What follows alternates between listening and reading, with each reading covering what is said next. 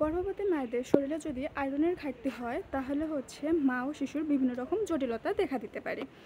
তো most common যে প্রবলেমটা হয় গর্ভাবস্থায় মায়েদের, সেটা হচ্ছে আয়রন ডেফিসিয়েন্সি অ্যানিমিয়া।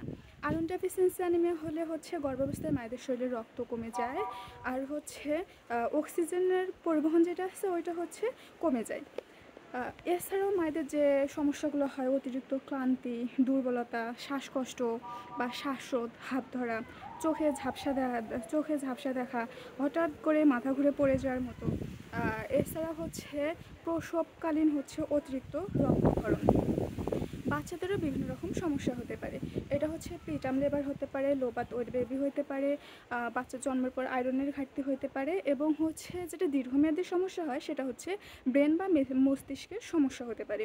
তো আয়রন ডেফিসিয়েন্সি অ্যানিমিয়া থেকে প্রেগনেন্সি যে মারা আছে তারা কিভাবে এই যে আয়রনের ঘাটতিটা পূরণ করবে, এক্ষেত্রে হচ্ছে আয়রন জাতীয় বিভিন্ন খাবার খাইতে পারে, মসুর ডাল, গরুর মাংস, কলিজা, পালং শাক।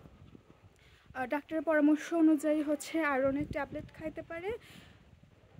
ধন্যবাদ।